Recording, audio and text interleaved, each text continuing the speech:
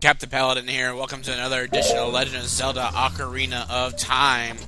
In the last episode, we started out the Fire Temple, and then we got into meet Darunia, who has asked us by the blood oath to save his people. Has sworn brothers, more or less, but... And in this episode, we continue to complete, I think, at least probably the first half of this temple before we end things out here. But everything is going well, folks. I've actually had a good... My dad's actually out of the hospital right now, so it's sort of like... It's good to know that he didn't have a stroke at all, but even though he had stroke-like symptoms, more or less, but now we continue on this temple here. Got a good thing we have our 2 keys, because we're going to need those 2 keys for sure. And we got another Goron here in the blocked prison. Please don't eat me. Please don't eat me. If you eat something like me, you'll get a stomachache. You'll be sorry. Really? That is true. Because you don't want to know what kind of live rock will do to you, that's for sure. Those are slugs. You just they'll attack you, they get wind of you. But, excuse me, take them out rather quickly, you don't have nothing to worry about them. Swish slash, okay. And they do provide lots of magic here, so...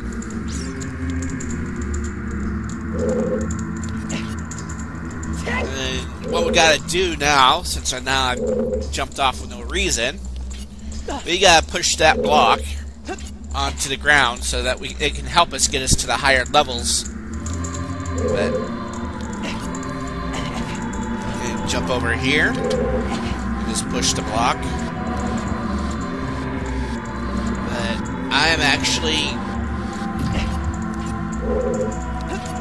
actually doing better. Given that I haven't spoken lots in the last episode, I'll continue whatever I have in the speech I'll say in this episode, because I didn't mean for the last episode to be so short, but it couldn't be helped because Mom wanted to go to the hospital at an inconvenient time, so I had to go make time out of my own time just to go meet up with her. But we gotta use a bomb just to activate that switch so it stop these flames. So, and because you don't have much time whenever you,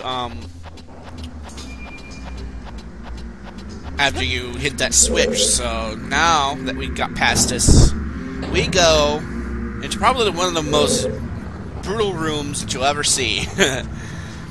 This room sucks. I mean, a lot of rolling rocks you have to avoid. I mean, it's your own Indiana Jones nightmare, more or less. I don't know. But yeah, this is... you never know when those will turn up and then hit you behind you, so one thing you want to do is go ahead and place a bomb here at this wall, because you'll hear Golden Skulltula. And cut those over here. And just do a backflip. Some do actually do a attack jump to get those. Those will work just fine as well, but my favorite one is just to use the backflip. Those work more effectively. And in here, we have ourselves another prison cell to actually go on, another Goron to free as well. So that, and virtually all these will have secrets to tell you. Free to go. Tell you a secret as reward.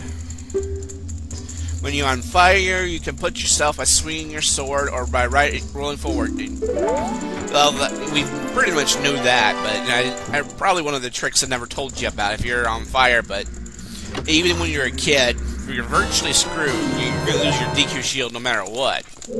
If you're going to be hit by a fiery keese or something like that. But we're going to make our way to go ahead and find ourselves the door over here.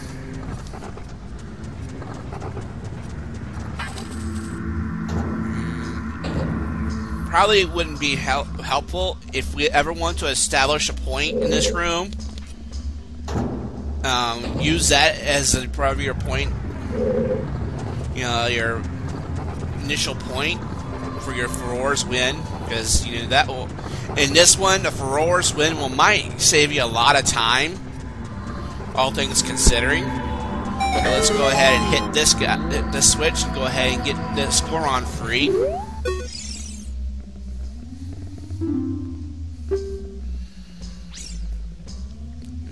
Let's see here.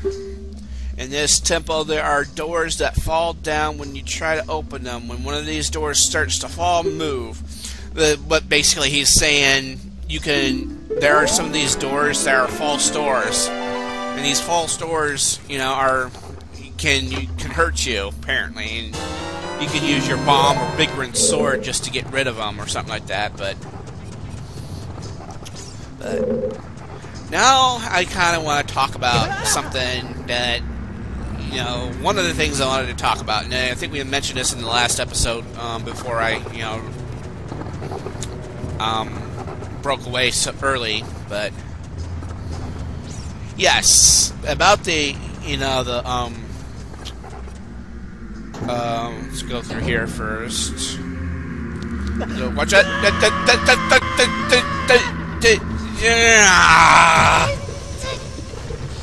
Dab burn it. Alright. There's a way to correct this. And you might want to consider this.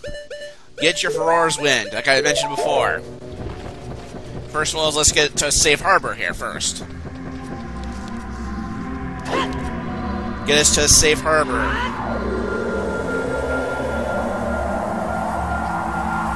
Alright, and at that point, we'll go back up to the second floor where we entered that one area, and then let's go ahead and return to that point right now. That way, it will save us a lot of time in case that we do fall to the ground like that. But alright, just go ahead and put up another point just in case, and you might want to consider using this whenever you do these dungeons or these temples. I mean, you always want to consider. But okay, now what I want to say. You shoot this eye out, and opens this door, and it'll take you probably to a big chest, which I think will be the map for sure.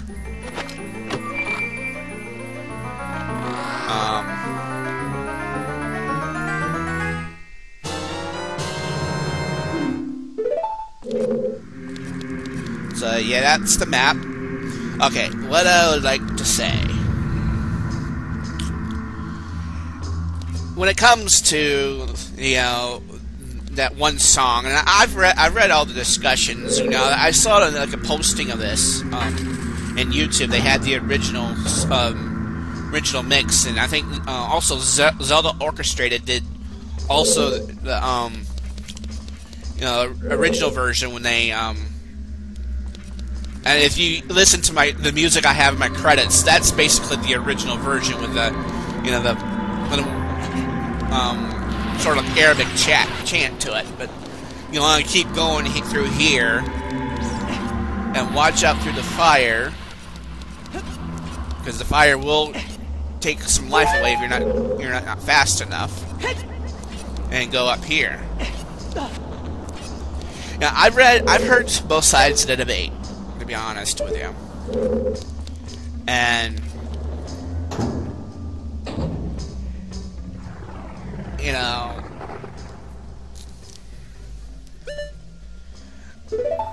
I really wish they had left it, to be quite honest with you.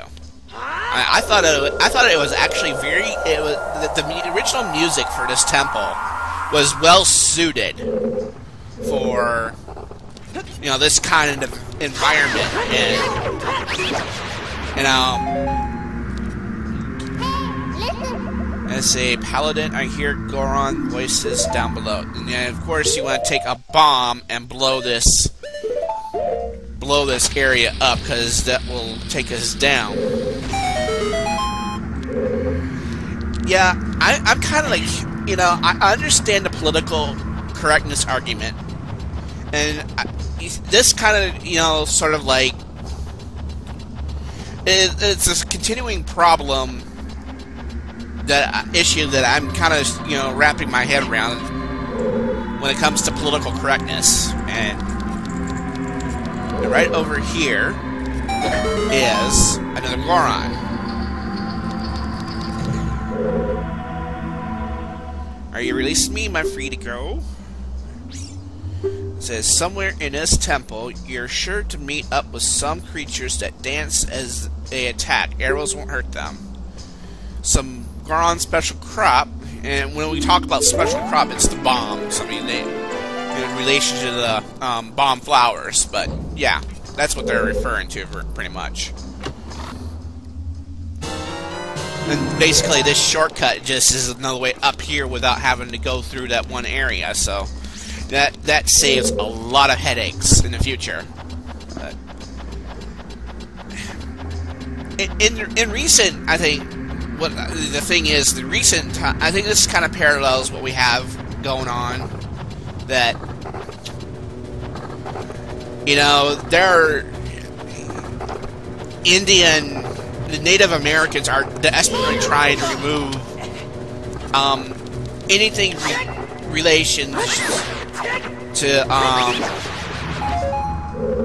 when it comes to sports teams. You know, you have the teams like the Warriors, you have the Aztecs, you have the I don't know, Incans, but the Warriors. Anything that might, you know, has like a Indian name to it.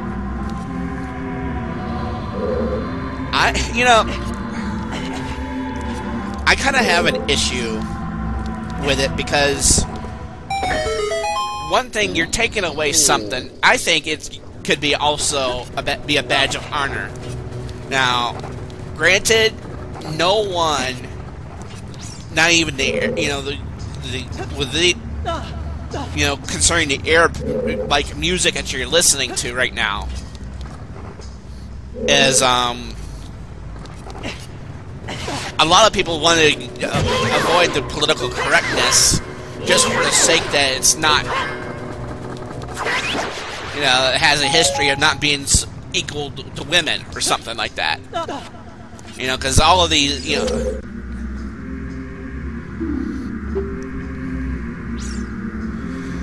but find a place that you see on the map that can't reach, try playing your ocarina. That means, basically, you heard that before, it means try playing with Pierre. You find Pierre. I guess they paid a visit to Pierre one time or another in Lymphalia.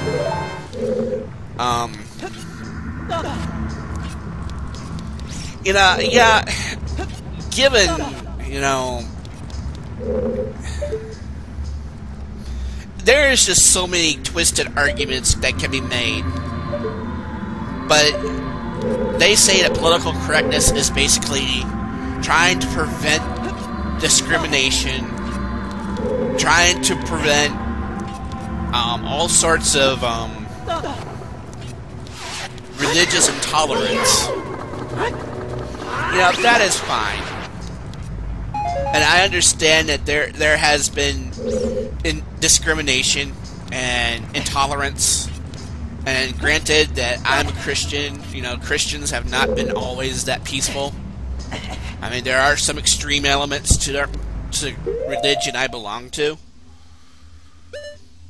And I'm not really actually, you know, an extremist, like, compared to most Christians that I know. And I'm actually for equality, but, you know, I do question some methods of trying to eliminate discrimination and fairness, promote fairness of some people, and, you know, just to take away an Arabic-like music from something like this is a little bit, I say, pathetic. And right up there's Pierre, if you get close enough to right where that warp point is at, but go hook shop up there. And hook shot over here, it'll take you up. I'm not even sure that's a logical argument to make, though. But I feel it's just, you know, I want fairness and equality, yes. But I think there's a whole lot, many different ways to get equality, and I'm gonna say this, I kind of watched an episode NCIS at one time, and then there's another Phillips Cotola here that you might need. The things that we teach our children, a lot of the time,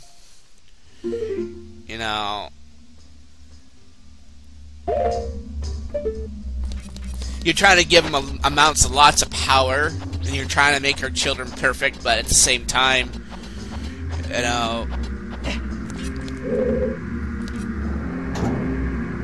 there's always the worry that our children might grow up to be a monster or a killer, or they're going to take that monster just to take away other people's rights and stuff like that.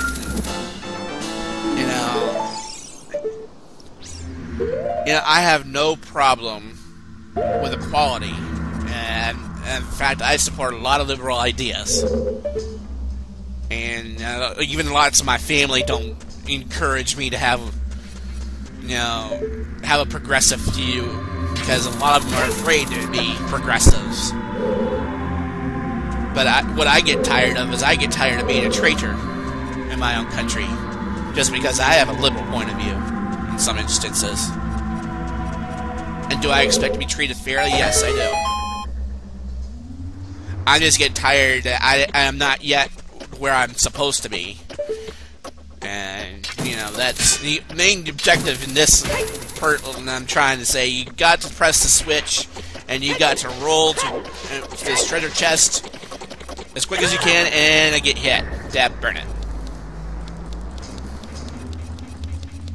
It's something that's always been on my mind as of late. And, I get tired of these. I get tired of both progressives and Republicans alike, because they're treating us like crap sometimes. Slide. Oh, okay, that's gonna cost me time. Go. Oh, shoot, missed it. But I'm here to contribute something, and I'm just tired of being a wallflower.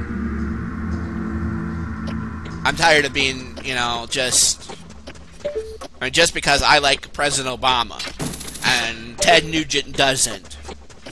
I'll do what I can to respect Ted Nugent's point of view, because really, he may be different than I am politically, but he doesn't have any right to call me a traitor, or any of my family in that matter. Right, now let's go. Roll. And there we go. Got it. And in here is 200 rupees. That is very nice to get.